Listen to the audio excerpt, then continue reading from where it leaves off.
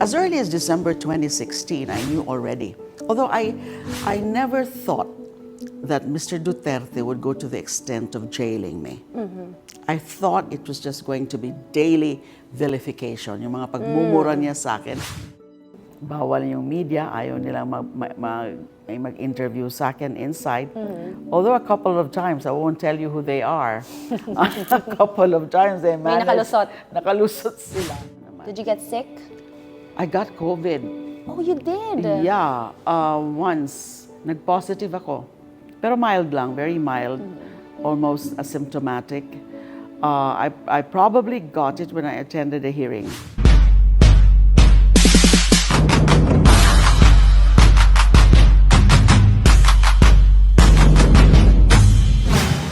Big thank you to my sponsors for supporting me. Special thanks to Chef Swakto, Swak sa Budget, Todo sa Sarap, Oh Dear Perfume, Patata, Wings and Fries, New You, Grills and Sizzles Gourmet Every Day, Mom's Lasagna Super Delicious, H2V2, Pancit Malabon by Country Noodles, Swak Food House, Mariata 2020, and Tercy's Beauty Studio Cafe. And of course, special thanks to Summer Sky Media Productions for making sure I have amazing videos for all of you guys.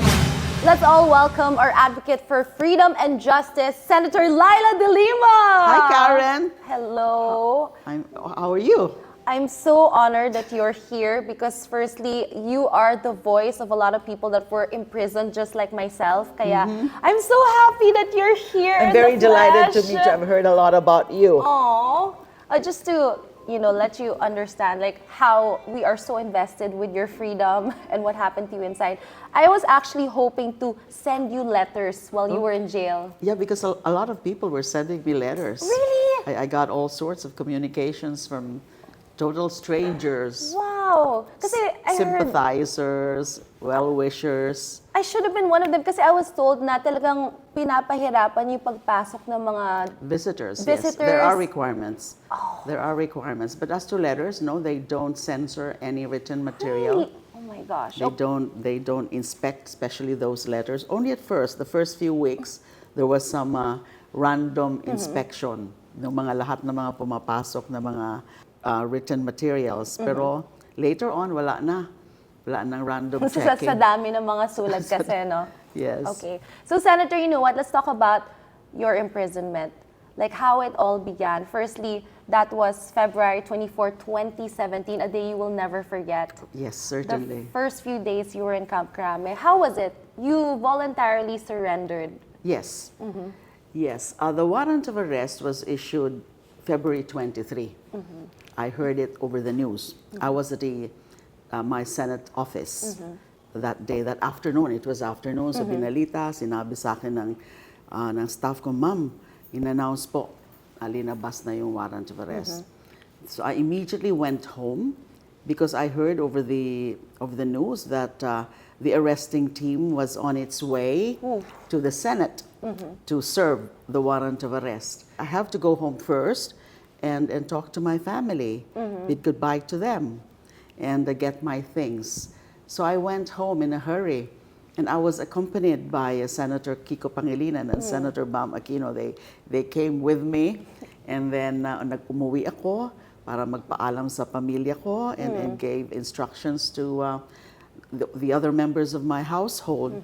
And syempre, nag-empake na ako.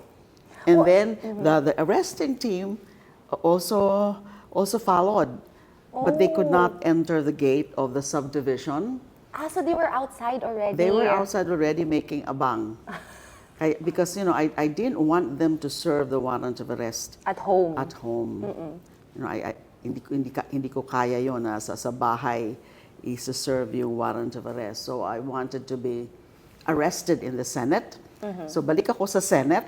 Again, kasama ko sila Sen Kiko and Sen Bam. But Senator, like I would love to know, ano yung sinabi mo sa mga tao sa bahay? Like, did you tell them, mabilis lang to, huwag kayong mag-alala? Or did you say... Exactly. You said that you thought it was going to be fast. And also, that's what I told my staff nung bumalik na ako sa Senate. Nasabi ko, hindi natin alam kung kailan ito matatapos, pero sa tingin ko, sandali lang ito. Because, in my mind, I intended really to question the arrest before the Supreme Court through my lawyers. So nagpaalam ako sa kanila. And then sinabi ko, just be strong, be strong. The truth is on my side, so just be strong. So balik kami sa Senate. Senator, let me know, what did you pack since you thought mabilis lang yung pagkakakulong nyo? Just a few clothes. And 1 week's worth? Or 2 weeks, 1 month's worth? I'm not sure. I don't remember anymore. But it was two Two bags. luggage? 2 bags lang? 2 bags. And then, kasi sa isang bag, yung mga ano ko, yung, you know, the comb, the toiletries, and then some footwear, chinelas, and then this is some bag, a few clothes, underwear, and that's it. Because, you know, I can always ask again for more clothes For more, yes. from my household. So yun na lang muna. Kung ano nakita ko, yun ang linagay ko because nagmamadali because I knew that the arresting team was Paano yun? Gumagano kayo? was Umikot tailing kayo me. sa bahay nyo? Kung ano-ano na lang, ipapasok nyo? Yes. So nagmadali lang. So balik nga kami sa Senado para doon ako magpa-aresto. Pero I still spent overnight in the Senate. And I also talked to my staff. And then, you know, my allies like Sen. Risa Ontiveros also dropped by my office. And then I got a call also from the late former President Pinoy. He talked to me. What did they say to make you feel better? Just be strong. And we know you. You can handle that. You can handle this situation. So we will pray for you. We'll pray for your safety and well-being. And then, syempre, pinapalakas ang loob ko. Lumakas ba? Oh, yes, yes. But I was, of course, very emotional because I felt I really did not deserve that. You know, all those charges, those fabricated charges about me being involved in the illegal drug trading of the New Bilibid prison, you know, all that. So, and you know, Karen, if I may share with you, as early as December 2016, I knew already, although I never thought that Mr. Duterte would go to the extent of jailing me. I thought it was just going to be daily vilification, yung mga pagmumura niya sa akin. In all his public engagements, every opportunity that he would have, He would mention you. he would mention me and talagang Parang out of context na nga, wala na binabastos connection ako eh. and all that. So I thought hanggang ganun lang. So I never thought na ipapakulong niya ako. But in December, I was abroad. First, I was in Washington. I received an award there, and then went to Berlin, Germany, for a speaking engagement. It's a human rights forum. And then on the sidelines, two foreign groups approached me. And they were actually offering asylum. They said, our information is that you will be jailed. When you return to your country, you will be jailed. You know, they got intel info on that. I won't tell you which foreign groups these are, but I declined them. I graciously declined them, and I told them no. I want to go back to the Philippines because what will people say that I'm guilty? Because you know there's If you're hiding, there's correct. such a legal action that flight is indicative of guilt. So ayaw kong isipin ng mga tao. As I'm running away, I had to face the charges. So ganun ang ginawa ko. Bumalik ako, but it was up until February pa. So I went back. I came back sa Pilipinas also in December. With the idea already. With the idea already. That you're anticipating a possible Yes. arrest. I was keeping it to You didn't myself. tell anyone here. I didn't tell anyone. Did you believe though with their Of intel? course, I believed it, but I didn't want people to be, you know, I don't want them to, lalo na family ko, I don't want them to panic and then be in you know, suffering some kind of mental anxiety while anticipating that day of my arrest. Do you think you could have done something since you were warned months ago that you could have changed the situation? Well, I could hardly. Well, what could I do if they did intend to file charges against me?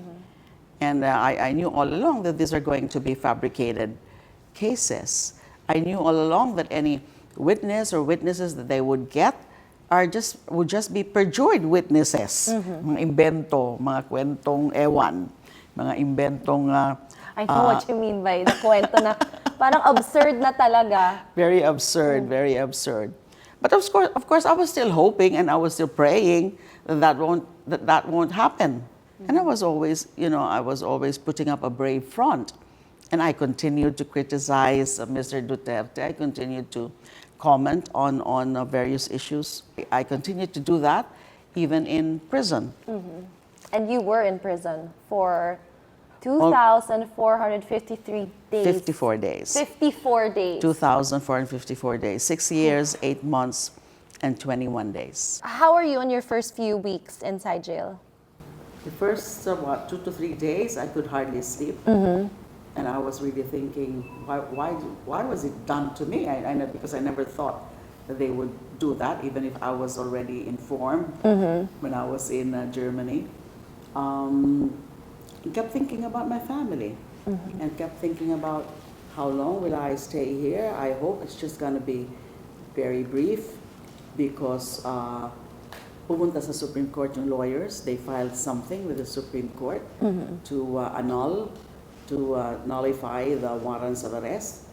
But it took several months before the Supreme Court resolved the petition, and our petition was actually dismissed by the Supreme Court by a majority vote of 9 to 6. Wow. At least there were 6 dissenters of that ruling. Kaya nag-proceed yung mga kaso, but even then yung mga kaso ang tagal because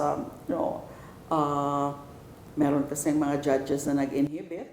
There were 7 Kasi they didn't want to be part of it. Yes, they didn't want to be part of it.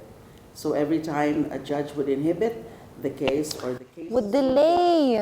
would be re-raffled, and then the my new judge gosh. will need time to study the case records. In reality, hiyang-hiya din sila, most likely to even be part of this case. I think so. They just wanted to exit from the case. So ganun yung feeling ko nun. But slowly I got adjusted to a life in prison. I was all alone in one compound. It's a big compound but small detention quarters, and then no TV, no radio until the pandemic. Pandemic kasi we were allowed already to use radio, but before that hindi pwede. No cell phones, no access to any e-gadget. But of course, they allow visitors. There are visitation hours, Monday to... What were the hours for you? Tuesday to Sunday, Tuesday to Friday, 1 to 5, Saturday and Sunday, 8 to 5. But during the pandemic, Wala. especially the 4 months, around 4 months at the height of the pandemic, total lockdown. No visitors whatsoever, not even family or not even lawyers. So, ganun ka, no? And that's why I had to adopt a strict daily routine. What was it like? Oh, when I wake up, I start the day with prayers. And of course, nagkakape muna ako because I can't start a day Who makes your coffee? myself. Oh. At least meron ako dung pang-init. Kettle? Yes. So, reading, and then pag... How many books did you have? a lot of them. I had a library there actually because there's so much books being given to me by my visitors.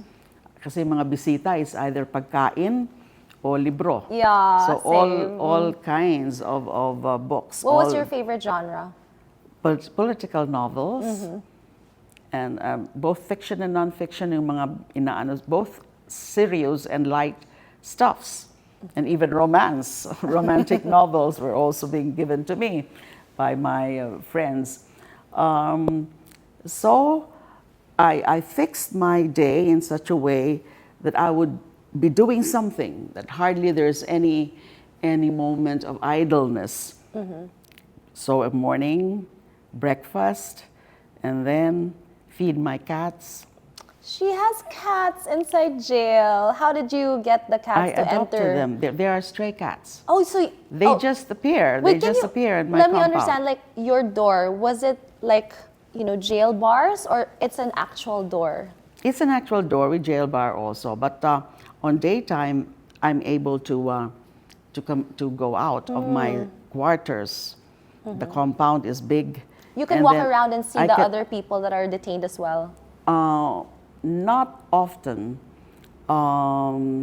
Very limited yung interaction ko with the other detainees Are they or the also other PDLs. high profile like you? Not really. So you were mixed with other normal PDLs. Yes. My first 2 months, naabutan ko pa sila Senator Jinggoy Estrada and Bong Revilla. How was that? Was like But I wasn't able to see them. I wasn't able to talk you to were them just in the same place. in a separate compound. Did you want to send them letters and just to No. check them out? No, How are you there? Because I'm hungry here. Walang ganon. walang ganon. But that was about 2 months lang, and then napalaya na sila. So, but I wasn't able to really talk to them or see them. And then yung iba, paminsan-minsan, nakakausap ko sila, yung ibang PDLs, but very, very limited time. And then every Saturday, we were given movie viewing time. Nice. From 1 to 5. My schedule, I was alone in watching movies, and then while the rest, they do it as a group. So how did it look like? Was it one TV and there are a lot of chairs? Where was it? In an open It was area? in the reception room. It was in a reception room where they receive visitors. So whenever there are no visitors, every Saturday, 1 to 5, I'm allowed to watch. There's a TV set there, and the staff would submit every Friday either a USB Yeah, I Or- survived or- with the USB also. or a hard drive. Doon nila linalagay, dina-download nila the movies I would want to watch. These were requested movies by you? Or? Yes, I request the movies. So every Friday, my staff would submit to the custodial Aw, that's so officers cute. so that they would check them first. Titingnan muna nila kung talagang mga movies Or lang baka yung... hidden messages baka may yun. mga hidden messages. But I appreciated that we were given that privilege of movie viewing dahil wala nga kaming TV sa loob ng quarters namin. Wala rin kaming You radio. didn't even have news, so you didn't know what was happening outside. No, I had newspapers, daily supply of newspapers, a couple of newspapers, Inquirer and Philstar. So I'm actually updated, and that's why from time to time I would issue commentaries on them via my dispatches from Krame, handwritten.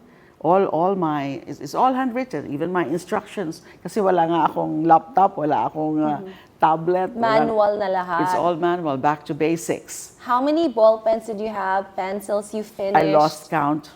I only use one kind of ball pen. Which is? V7 Pilot. Wow! Pilot side papers. I The have lots of only them. thing Even she'll now I have lots of them because that's the only ball pen that I use.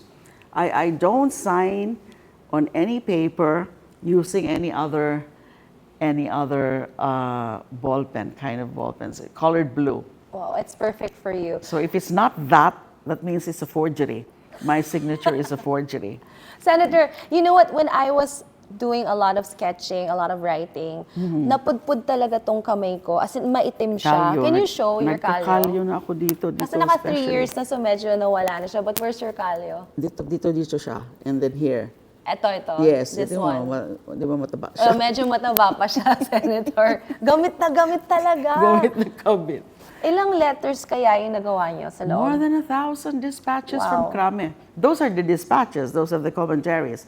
And aside from those, I would also write letters to friends, birthday greetings, Aw. congratulatory letters, letters of condolences. How did you even remember all these dates? Well, my staff would provide me with a list of my friends and their respective birth dates. So, pinapadala sa akin yung exchange of documents, especially when I was still a senator.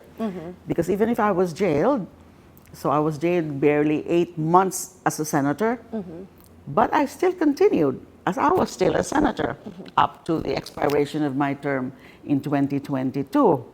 So I was still functioning, although partly by sending bills and resolutions. And all my instructions to the staff, puro yan handwritten. So an exchange of letters of communications, inaabot ko sa guard, and then the guard would bring it outside the gate. Nandun nakaabang, meron dun mobile office. Doon na nila sa sasakyan, linagay yung printer, and They printed pa your letter. Is that right? No, yung mga dapat i-print. Yung mga dapat i-print, like the bills and resolutions. Yes. Oh my gosh, how long were those? Like, how many pages were your bills?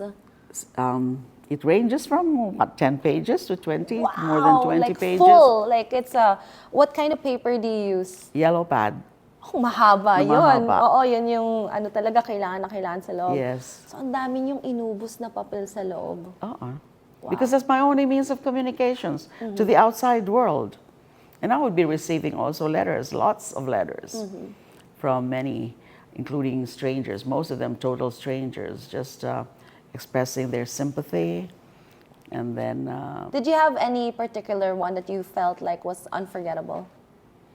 I can cite several of them. Some are foreigner friends, and also total strangers, members of various groups, like the Human Rights Watch, the Amnesty International, and other international. Did they get to visit you as well? At first, no foreigner could visit me. In fact, certain groups attempted within the first year, but they were denied. Later, a few of them were allowed to visit me. But media, no, they're not allowed. Because you didn't allow it, or It's the part of admin? the rules. It's part of the regulations of the facility.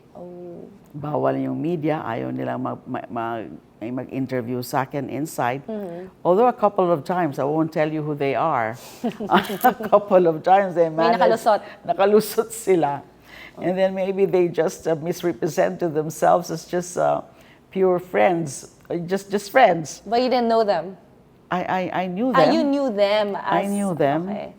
But nakalusot dun sa custodial. So, whenever nakakita kayo ng nakalusot, you're like, yes, ganun ba? Yes. Tapos, ito yung sabihin mo sa public, ganun. And they would, since bawal yung cellphone, hindi sila pwede magdala pagpasok nila. So it's all handwritten also. They took down notes from their interviews. Tama, alright. While interviewing you, they also had to go through the same thing as you. But you know what I did see also? Vlogs of you inside. It was called Leilaya. You were able to send out messages to the people outside. I'm not totally sure if that was done while in prison. Parang you had videos eh. Well, I ran for re-election in 2022, but I lost. And of course, they allowed you. There were materials, but I could not, of course, campaign outside. So yung standee na lang, yung umiikot sa mga rallies, there was a standee, and I would send my proxies. It's either my brother or my chief of staff or one of the lawyers. Sila yung mga proxy ko. And then they carry my standee sa mga the huge rallies ng ni Lenny, di ba? So, ganun lang. And then I would send out instructions, of course, to the campaign team. Yung Laylaya, yung sa ML party list, Laylaya ang Laylayan. That's the okay. of the ML party list. You must have heard about me being a nominee of that party list, ML. Okay, so in terms of like food naman, what did you eat and what did they actually give you on a daily basis? I never accepted the food. Really? Why? From the custodial What was the food? authorities. The food came from my household. Every day? It's on advice of my friends. That true. Because you never know, something might be placed in your food. For safety or security reasons, hindi ako tumanggap ng pagkain, the usual, yung supply. Even water? may pinapasok na water sa akin, and I have a dispenser, my own dispenser. So, lahat na pagkain galing sa bahay or mga bisita. Some of my visitors would bring food. Not for any, I'm not choosy at all when it comes to food. I can eat anything edible. It's just for safety reasons. But once lang dinideliver every morning. So, breakfast, lunch, dinner, andyan na yan sa umaga. That's why I requested for a small microwave. Because I initially requested for a stove because I wanted to cook myself. Kasi I'm a cook. I can cook. I'm a good cook. Oh, really? But hindi ako instead of magpa-deliver ako na lang sana Gagawa, luluto. put together But hindi food. ako pinayagan. But they allowed microwave so that I could reheat. Kasi sa lunch and dinner, para Siyempre dapat mainit, dapat masarap. mainit. Did you have a ref? None. Cooler, just a cooler. I tried requesting once, but they denied it, so I didn't push for it anymore. No shower also. No shower? Yes, What no do you mean? shower. Oh, you did the tabo. The tabo. Back to basics. What was your CR like? Very small, very small. Just Kasi yung CRs normally for PDLs hanggang dito yung yung Because grupo kita kayo ka. eh. Oh, grupo kami. But for you, I'm all alone there in the detention quarters. So I had my own CR, but very small. oh my Yes. gosh, the hassles of that. How many times did you take a bath in a day? At least twice. At least twice. Twice a day when you wake up. When wake up and before bedtime. You didn't have any aircon, right? None. So napapawisan ba kayo sa loob? Pag summer, matinding init doon. So, but I had several electric fan. Meron din may konting cooler doon, but it's not effective at all during summer. Did you get rashes or anything like that? Hindi naman, wala naman. Did you get sick? I got COVID. Oh, you did? Yeah, once. Nag-positive ako. Pero mild lang, very mild. Almost asymptomatic. I probably got it when I attended a hearing. Because I would attend all the hearings of my cases. Oh, but of all three usually cases. it's online though when it was COVID era. So you physically went to your court cases. Yes. Nung at the height of the pandemic, walang hearings. Pero nung medyo nag-i-improve na yung situation, yung hindi na masyado marami yung nagkaka-COVID, nag-resume ng hearings. Because my lawyers did not want online, especially when witnesses are being presented. Because you have to be there to observe the demeanor Yes. of the witness. So hindi sila pumayag, and the court acceded to it. But nung nag-improve na nga, so nag-resume yung hearing. So as I said, I would attend all the hearings, and it's one time after 2 days from the hearing, from the date of hearing, yun, nag-positive na ako. But it was just, doon lang ako sa quarters, hindi ako linagay sa isang quarantine area. ward. Because anyway, it's already a quarantine area. You're alone. It's So a secluded area. So it functioned as a quarantine. It's a self-imposed quarantine. So you weren't afraid that you got COVID? You didn't get like shivers or yung parang sakit ng muscles and yung bones mo? You didn't have that? Well, there are times that I would feel cramps and then headache. My number one problem is actually headache. I always have headache, especially in the afternoon. I have migraine and I have vertigo. Oh my gosh, that's... Yes. Oh, it's hard to have vertigo. Yes. But hindi naman madalas yung vertigo attack. But if it... Nakakasuko yun, di ba, nakakasuka. Senator? Because parang... Umiikot yung mundo parang mo nun eh. umiikot yung mundo, My mom has papawisan ka that. ng malamig. But I had medication for that, CERC. Seldom na yung attack ng vertigo. So it's more of migraine. Sometimes severe migraine. But I just rest it out. Yung nagpapahinga lang ako, and then shut eye, and then after a while, medyo naaalis-alis naman. So that was the worst case in terms of your health. inside? And I underwent surgery. They removed my uterus. What happened? There was bleeding. How did you know it was bleeding? I felt it. You felt the pain. Yeah, then they brought you to the emergency. Yes, they brought me to the hospital, and the doctor said we have to take But I take out never your heard uterus. of that. Oh my gosh. I think it was reported. Oh, it it was was? reported. Yeah. And then what was it like to learn, oh my gosh, this happened in jail, how can I recover? They took out my uterus, diba? What was the thought process there? The surgery was not that major. No, for other people, it's very major, Senator. It's your uterus, it's a big deal. So several days, ovaries, the ovaries, actually, the ones taken out were the ovaries. So a few days lang yung recovery. So I was in the hospital Parang for a few malit na days. bagay lang sa'yo, Senator. I was allowed by the courts because it's a health emergency, but limited lang. The court said just a few days, several days, and then I have to be out, and I had to recover na from jail. I have security escorts, and so those are among my experience. Oh my But gosh. of course, you must have heard about the hostage taking. Yes, I did actually. I was gonna ask that later on, but sige, go ahead, do share what happened in that hostage taking. Oh, it's a long story. It's a long story. It happened in October 9, 2022. It was a Sunday before 6:30, between 6:20 to 6:30. I was praying the rosary because I would pray the rosary every day. And then all of a sudden, this guy emerged from nowhere To your room. to my room. Opened your room and just brought what?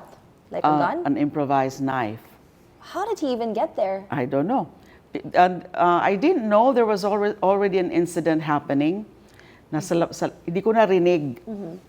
Basta yung kwento na lang later is that these 3 Abu Sayyaf detainees ganged up on the lone guard who was delivering their breakfast. Oh.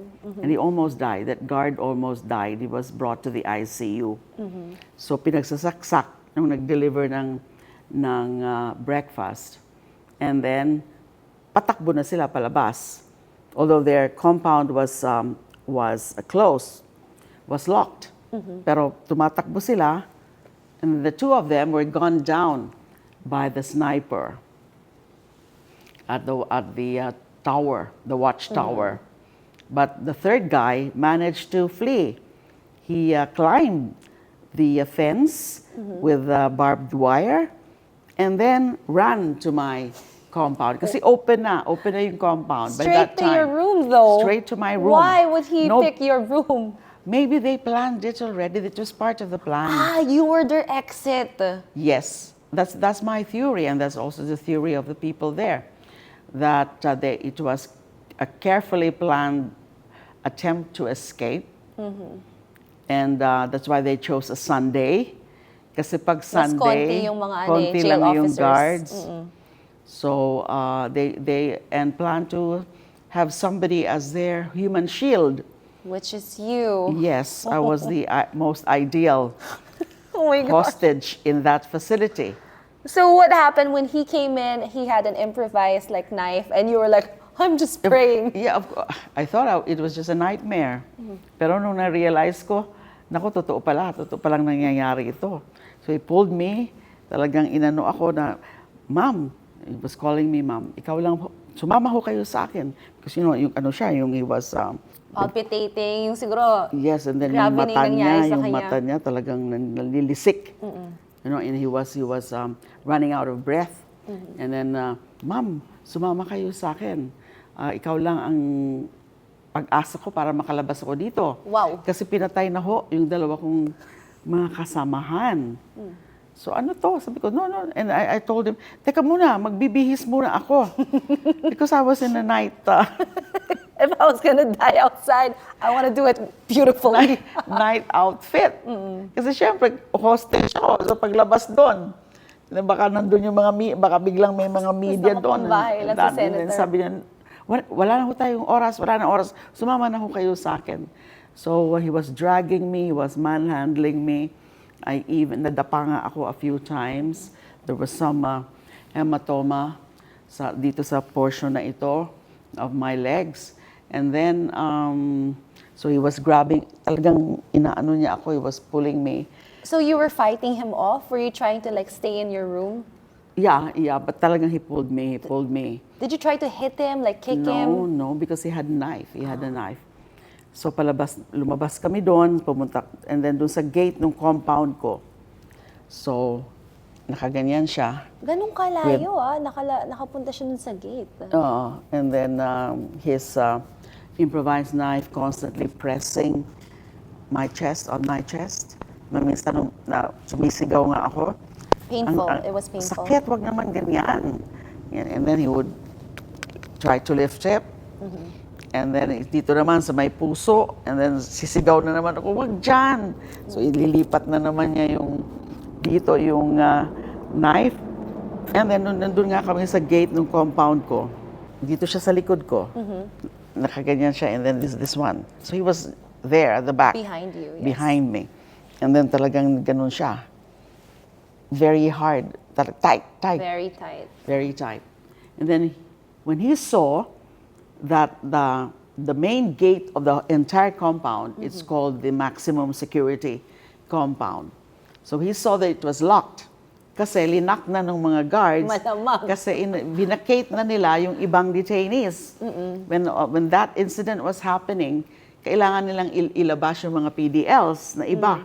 So linak nila. And then there's this guard, the sniper at the watchtower, pointing his rifle at us. And then he was shouting, this guard was shouting, wag mong sasaktan si ma'am, wag mong sasaktan si ma'am, hindi kita pabarilin, basta wag mong sasaktan si ma'am. But even if he wanted to shoot, hindi pwede kasi You were right in front. Yes. So you were the shield. There was no clear shot. What were you thinking while you were at that moment? I mean, there's a gun focused at you. There's like a knife right here. There's so much things happening. Well, I was just trying to be calm and to be and observe things. You didn't say anything to him. Yeah, Guilt trip. What were you telling him? Sabi ko, ano ba itong ginagawa mo? Ganon, ganyan. Bakit mo ginagawa ito? Mabait naman ako sa inyo kasi I would send food to them once in a while. Nakalimutan mo, kuya, ako yung nagpadala ng pagkain sa inyo. Di mo naalala. Oh my gosh. But then he was dead serious about what he was doing. It was parang suicidal na. Kasi napatay na nga yung dalawa niyang kasama. Dalawa niyang kasamahan. So when he realized that, now there was no way out for us kasi nakalock na yung gate. Binalik niya ako sa kwarto. And then because my room had an outer door and an inner door. So doon sa inner door na nandun yung kama ko, pinaupo niya ako facing my room, and then siya nakatayo, nakaano pa rin yung kanyang knife, and then he blindfolded me, and tinali niya yung kamay ko, and feet. And then he said, tawagin mo ma'am yung mga yung officer dyan. Although they were there already. By that time, meron ng mga pumasok doon ng mga other snipers, SAF officers, because the headquarters of the SAF is just beside the custodial center. So tawagin mo, and then narinig na namin yung boses of the director. There's this director, Pespes, who acted as the negotiator. And ma'am, sabihin mo, kung humingi ka ng, may demand siya 3 yung demands. C-130 military plane. Wow. Para daw dalhin kami sa Sulu. At least you're part of his plan. Well, as the human shield. As the human shield. And getaway vehicle, Hummer vehicle. He wanted a Hummer. He wanted a Hummer vehicle. Social tong na to, abosaya pa. And access to media. Sabi ko, hindi ko kayang hingin yan kasi preso rin ako. Kalimutan niya. No, but of course, you were still a senator then. Yeah, and that's what he said nga na may influensya pa ho kayo. Basta ma'am. sabihin mo yan sa kanya, papatayin kita kung hindi mo yan, so, sinabi ko, Director, I shouted, Director, gusto daw niya nung ganito, ganito, ganito. And then the director said, wala rin sa aking authority yan, pero susubukan ko. And then at one point, the hostage taker was also asking for my cell phone. Sabi niya, Ma'am, nasan yung cellphone mo? But you Wala didn't akong have any cellphone. Yeah. Sabi ko, wala akong cellphone. Baka sila meron. Sabi niya, imposible. Ganun yung sabi niya. Imposible na wala daw akong cellphone. Papatayin kita, ma'am, kung hindi mo ibibigay yung cellphone. Kahit patayin mo ko, wala kang makikita dyan. Kahit maghapon ka, maghanap, wala kang makikita ang cellphone. Kasi wala talaga ako. So at least naniwala na siya. And then he said, nasaan, ma'am, yung relo mo? I had a wall clock, a small wall clock on my left side. So, because I was blindfolded. So, dyan. Ma'am, alas 7 na. Pag 7:30, wala pa yung mga hinihingi ko, pasensya na, ma'am, papatayin na kita. Papatayin kita, and then papatayin ko sarili ko. But then, after only a few minutes, I think about 7:10 or 7:15, so that means wala pang 7:30, sabi niya, ma'am, oras na. Oo, nagmamadali si kuya. Nagmamadali. Oras na. Pasensya na po kasi mukhang hindi na ho nila ibibigay. And alam ko naman na hindi ako makakalabas dito ng buhay. Kasi nandun na nga sa labas yung mga staff. So suicidal na. But he will take me with him. He will take me with him. And then he started praying in Islam, Arabic. I could not understand, of course. Did you start it? But I heard the word Allah several times. Naku, nagpapaalam na kay Allah. Sabi ko, naku. Did you pray too? Yes. You were praying very hard then. I also prayed, quietly, of course. Because I thought that's it. That was my end na.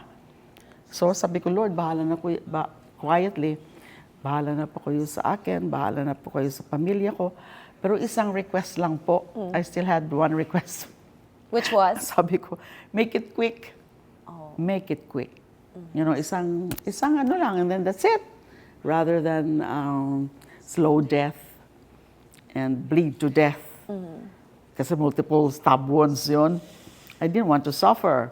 So, yun ang request ko. But then, when he stopped praying, he suddenly asked for water.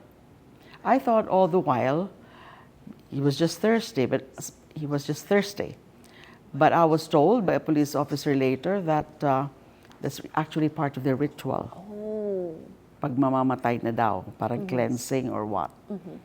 Kailangan ko, ma'am, ng tubig. While constantly pressing, he really was never niyang inalis yung knife niya sa dibdib ko. Where were your hands though? Tied. Also, this was tied. Yes. These were tied, and your eyes were covered. Yeah.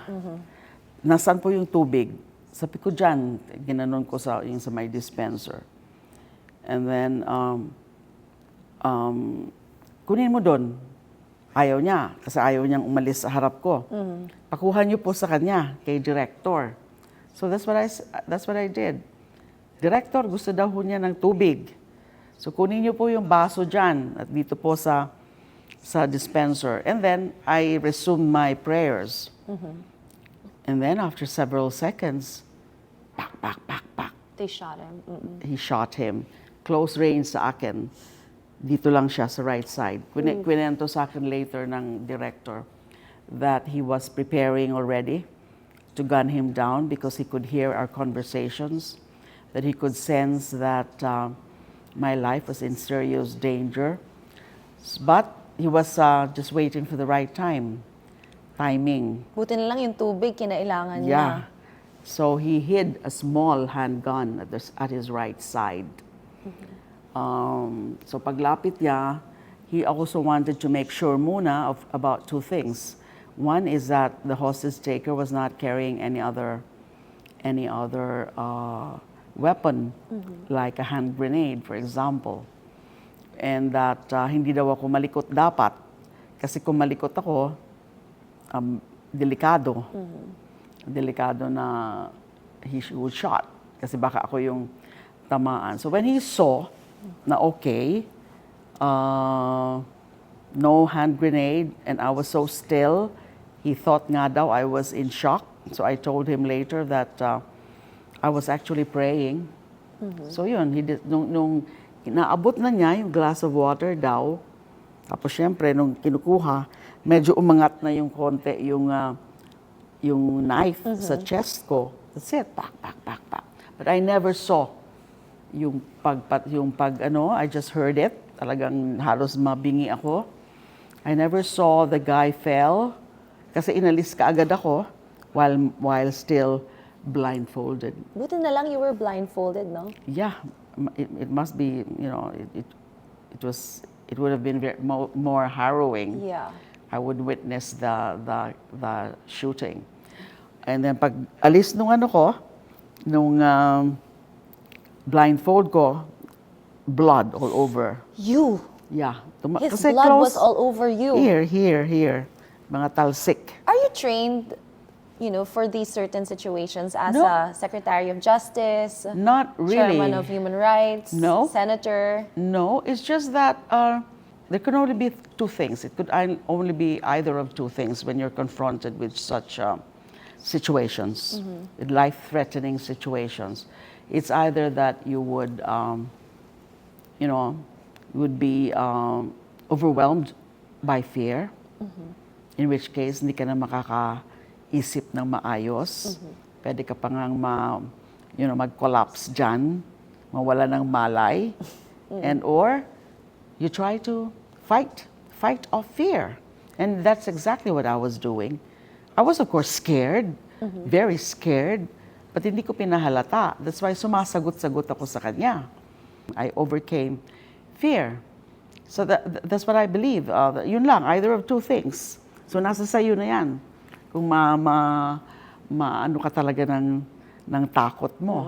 You were still able to control yourself considering pinagsabihan mo siya, ikaw kumuha ng tubig, which of course opened the door for him to get shot. Yes. Very good reflexes of the director, by the way, no? That was a millisecond situation. Yes. And buti na lang siya. What if it was somebody else, not as sharp, not as A sharpshooter, diba? and a sharpshooter. And that knife was still here. Yes. Imagine. So I thanked him. I really thanked him as the director. Best. It's about early 40s siguro. A police officer assigned in Kamkrame from Abra, from the north. So after that, you could have died. How was your mindset already while you were in jail? Diba? You survived something. It was a big deal. Yes. And I was thinking that hindi ko pa oras. Ayaw pa ni Lord. Hindi ko pa oras. Parang ang daming pinagdaanan ni Senator, no? Yeah. It's all a Imprisoned, test. hostaged, survived, shot someone beside you, and then you had all the blood here, but yet sabi niya, you're not gonna fall, you're not gonna die at this moment. You're gonna live off to share the story. Yeah. And that's what I'm doing, exactly what I'm doing now. Whenever I go to any event or any speaking engagement, especially before students, mga schools, universities, I would always share my story. And there are times that I would have opportunities also to narrate the hostage taking, especially that. Talagang blockbuster yan. Lahat talaga nakikinig. And then they're all, all eyes, all ears. Did you wish that you did some, different types of action, like, movie star action while you were in that moment? Parang sana ito yung ginawa ko, sana, diba? You could have done this instead of that. No, I never had that thought. Na I'll fight him off, that I would really, because it would be very dangerous, it would be very risky. But it's just, again, a matter of timing. I didn't have the timing because I was blindfolded and with hands and feet tied. Parang, Lord, parang anticlimactic naman. Sa loob pa talaga, diba? For someone who wants to escape. Since you were a chairman of human rights and you know already, the life of the imprisoned, the PDLs, Yeah. are there things you would like to change? Actually, Karen, when I was a senator, and nakakulong ako noon, I filed a comprehensive prison reform bill. I also filed a unified penitentiary system bill. Unified kasi, ngayon kasi iba-iba eh. Yung mga convicted, yung sa Bucor, DOJ. Yes. Yung mga sa city jails, BJMP. BJMP, that's DOJ. So why not just a unified penitentiary system? And then the comprehensive prison bill, comprehensive prison reform bill. Of course, yung less of punitive, but of rehabilitative, more programs for the PDLs, and then a more humane approach. And then, of course, the improvement of the structures. Yeah, the facilities suck. The facilities suck. Yeah, it smells bad. You really feel like you're... And then the congestion is terrible. Exactly. So I cannot imagine your working condition. At least I was alone. My living condition was bearable because I was alone. Although, wala talaga yung mga basic na yun, like TV, like radio, like ref. Was very far from the comforts of my own home. But then I would think of the condition in the city jails. Sabi ko, mas maswerte na ako. Actually, you're very, very lucky. Maswerte na ako na nandito ako. Because I keep on thinking about them. Especially the severe congestion problem. The time that you were in prison, it was on the war on drugs. So parang, kunyari 30 dapat yung population, we got up to 90. So imagine how very stuck we are with each other. Yung tulugan, talagang patong-patong na yung legs namin, and even hands namin nasa mukha na ng other person. Tapos, kung meron siyang mga sakit-sakit, it really, gets to everyone. So it was that bad. So I suppose, yes, you were somewhat lucky, but you didn't have what we have. We had TV. Kami wala. Walang-wala talaga. Doon lang sa movie viewing once a week. I heard also that your son graduated. You requested to be there. Attend his graduation. It was denied. Oh, pero interestingly, di ba normally, pag na-approve yung isang person, di ba, dapat it's for everyone. And a former politician was able to go to the graduation of his son. Yeah, and other events. Diba? They were allowed. You were trying to reconsider that because parang, ba't siya na-allow? How about you? Hindi kayo na-allow. So how did that come about? Well, of course, I felt bad. Because it was an important family milestone. My second son, making it from law school. But it was denied. So that's it. I just accepted it. Well, okay, it's all just part of the persecution. Ganun na lang ang iniisip ko. So let them do what they want to do. And then, so I didn't question it anymore. When it was denied, I didn't question it anymore. But I was allowed the Thanksgiving celebration. You were but able for to 2 step hours only. Where did you go? When he passed the bar, he made it at Club Filipino. At Club Filipino, there was a room there, but I was allowed to be there, but for 2 hours, and with lots of escorts. 2 hours only. Were you wearing handcuffs? No. What were you wearing? Just pants and a blouse, but not prison clothes. Not PDL outfits. Not PDL outfit. So in that 2 hours of you being out with family, how was it? Well, I relished it. Were you like, yeah? Were you like that? Yes, at least I relished it, and I enjoyed the 2 hours. Our relatives were there, some close friends were there, and I was even allowed to speak there.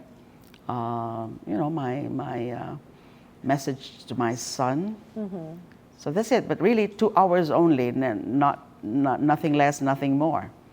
So after the 2 hours, binalik ako ulit. But at least I enjoyed it. I enjoyed it to be with them. Senator, were there moments like, sige, pwede pang magstay, like a few more minutes? Or, Senator, hindi na pwede. Hinihila ba kayo? Hindi naman ako hinila. But when the officer, the one in charge, told me, Mom, it's time. So, okay, nagpaalam na ako. Mabait.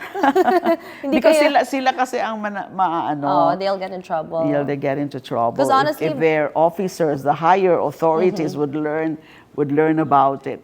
But it was via court order.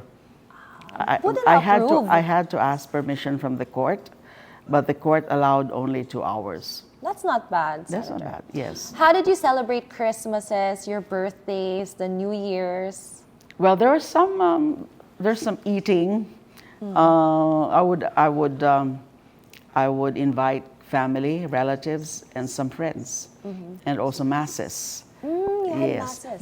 Before pandemic, there were Sunday masses, and it's either see Father Robert Reyes or Father Flavio Villanueva or Father Albert Alejo, among my spiritual advisors, who would preside over those masses. So that normally it's at 10 o'clock in the reception area. Who in were the receiving- attendees? My family, and then relatives and some friends, and there would be some salo-salo. So that's during birthdays and Christmas. Were your food like yung tinatadtad to check if there's something there? No. Wala. Your cakes were given to you as is. Yes, I think so. I mean, nobody has reported to me that the guards at the gate would do those things.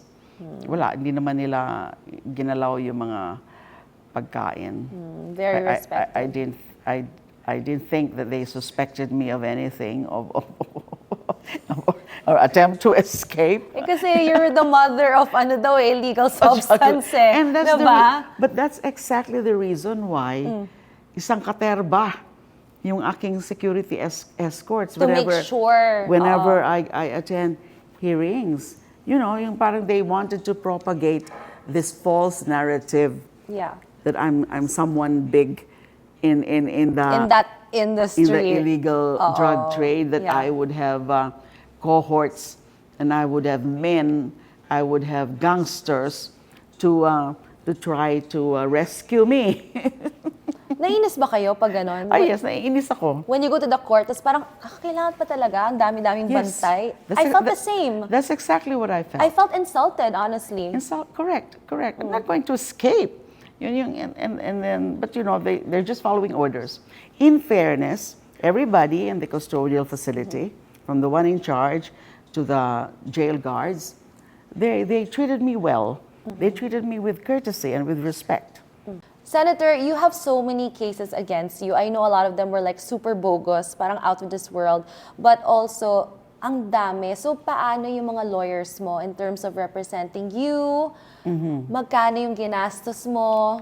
Okay, syempre meron ding gastos, but not much kasi my lawyers are actually on pro bono basis. Wow. They're all volunteers. Oh. But there are times na siyempre binibigyan ko din ng konti para, you know, for their expenses, for their gas expenses and mga ganun-ganun lang.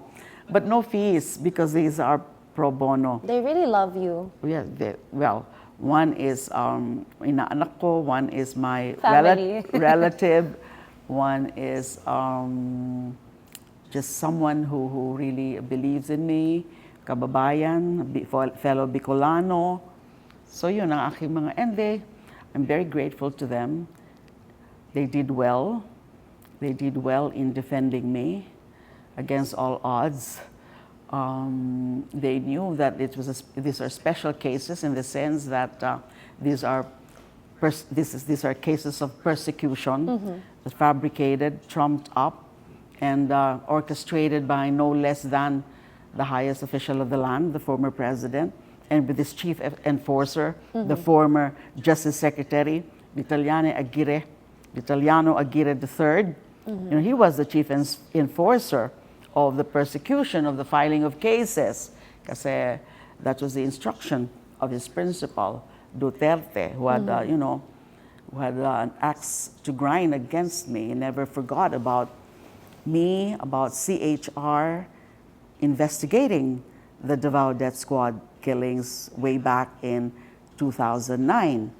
And then lalong nagalit nung in 2016, When he became the president and I became a senator, that I immediately also filed a resolution for the probe of those summary, almost daily cases of summary killings under his so-called war on drugs. At inimbestigahan ko nga. Senator, hindi ka ba natakot? I mean, I know you turned into a senator then. Tapos siya president, tapos parang kinakalaban mo yung president. That's what exactly some of my colleagues were telling me. Parang, when I was about to file. To relax ka lang muna. When I was about to file, it was July 13, so 13 days from assumption into office. I filed that resolution. When I was about to file that, some of my colleagues were telling me, sigurado ka ba dyan, Laila? Hindi ka ba? Diba? Parang napakaaga naman yan. Di lalo magagalit yan sa'yo. Dati nang may galit yan sa'yo. And it's very popular because he was just elected by law, by many people. So sabi ko naman, maghihintay pa ba ako ng more killings? Because at that time, it was almost what? More than 500 na yung mga pinapatay. Yung mga nakikita sa lansangan ng mga naka-packing tape na meron ditong mga wag tularan, adik ito.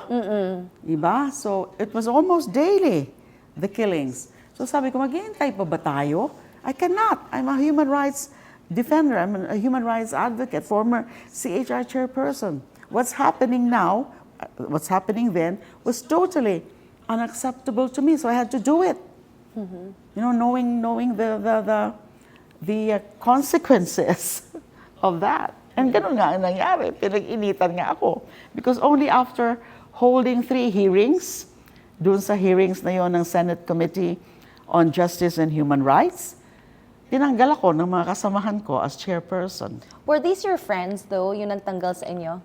Well, some of them, I don't consider them as enemies. A majority of them voted to oust me. What were their reasons? Well, they said that my handling of the committee is biased, something like that. But how can you not be biased? I was biased in favor of the victims. I was biased in favor of human rights. You know, so and then that I'm because of that, because of my efforts, they said that I was giving the country a negative image before the international community. Ang sagot ko sa kanila, it's not my fault. What gives a negative image is what's to our happening. International community is what is being done, those extrajudicial killings.